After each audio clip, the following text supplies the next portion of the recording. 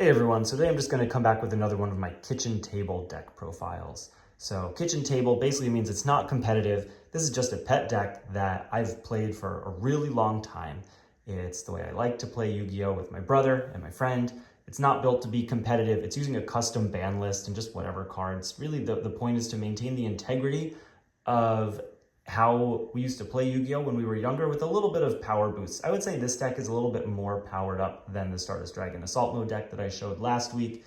It's using a couple more new cards. I've had so many different versions of this deck over time, ones that are more focused on being like Frog Monarchs with a little Dark Gaia engine splashed in, to being much more focused on rocks with the fossil monsters. This one is kind of a hybrid of a lot of the different decks. It's really focused around Nemesis Keystone, which we'll get into it. But obviously the way that it works is you want to be fusion summoning a gigantic evil hero Dark Gaia using Dark Calling by banishing one rock and one fiend monster from the graveyard. But you can do it from the hand in this deck, and it's actually kind of really good from the hand too, so I'll walk into that in a second. So you have a lot of rocks to facilitate this. Naturia Cliff, Gigantes. For the fiends, you got the Caiuses, the Dark Rulers, Hadesses, the Gores, 3 copies of Abominable Unchained Soul. So a lot of battle phase hand traps and just other, strong cards that facilitate tribute summoning. That's a basic theme. But the one thing that really sets this deck apart and why it's my favorite deck, which is really based on what I think is one of my top 5 favorite cards of all time, Nemesis Keystone. Now, I think there's some alternate timeline where there could have been an entire format based around this one card. This card, in my opinion, is like the Sinister Serpent for a GOAT format or a Treeborn Frog from Perfect Circle format. It's a level 1 monster that is basically an engine all in of itself. And so this card has 2 effects. First is you can special summon it from your hand by shuffling a banished monster into the deck. It has a second effect where if this card is banished in the end phase, it comes into your hand, and you can only use each of the effects once per turn. So this card is able to basically infinitely recur itself off of Dark Calling. So, the basic core of the engine here is with these 3 cards. If it's in the graveyard or in your hand, it gets banished by Dark Calling, and then in the end phase, it comes back to your hand. You can special summon it, and then you can tribute summon Caius, and then it's in the graveyard again. You start calling it again, it'll come back, and it just cycles between being in the graveyard, being banished, back to the hand, onto the field, graveyard, banished, back to the hand, onto the field, over and over and over.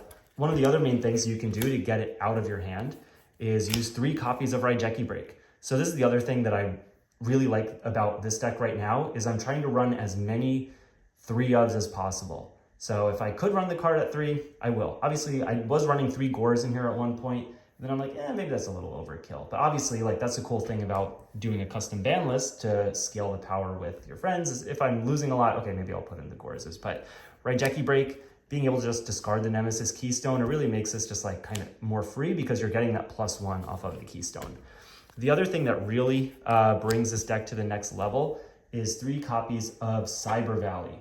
So Cyber Valley, not only is it just a good normal summon when you don't have the tribute fodder set up, but you can banish a Nemesis Keystone from your hand to take one of your Dark Callings that are in your graveyard and put it on the top of your deck. So the next turn you have a Dark Calling. You can never deck out by having these cards. You're constantly banishing things for Dark Calling, returning the Dark Calling to the top of the deck, returning the banished cards with Nemesis Keystone, so that way you can keep drawing and you can never lose, or you can never deck out at least, which I think is a really cool combo. Also, Cyber Valley, right, with Nemesis Keystone, just these 2 together, lets you draw into 2 more cards. Or you could even Xyz summon them if you wanted to, right? But really, this is just a really cool engine that I think ties a lot of the deck together. It has no other synergy. It's not a fiend, it's not a rock, it's not an earth. But just being able to really abuse Nemesis Keystone, this is one of the coolest combos in the whole deck and why I like it so much. And so I'm running 1 copy of 1 for 1. Being able to get one of those other pieces is really strong. The other thing that I'm really liking in this deck is Reasoning. So in this deck, you're running level 1s, you're running level 6s, and level 4, and level 8s. So it's very difficult to actually call off of Reasoning effectively, which means that you're going to get another monster on the field. You'll either get a giant beat stick, or you'll get another piece of combo potential to keep comboing off.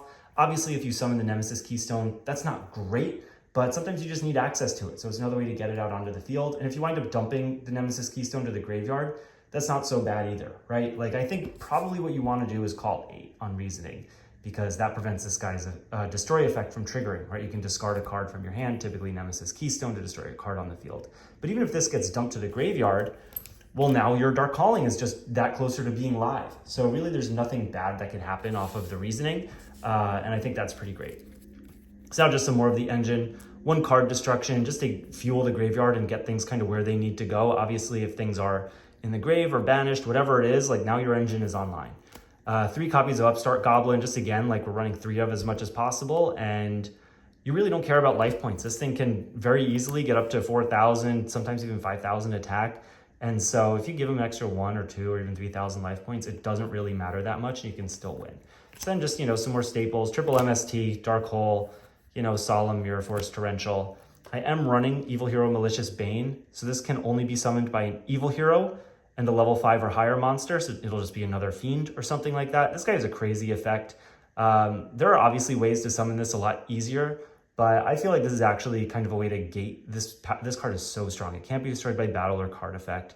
You can ride Jeki your opponent's field, and then it gains attack based on how many monsters get destroyed permanently. Like, this thing is just so strong.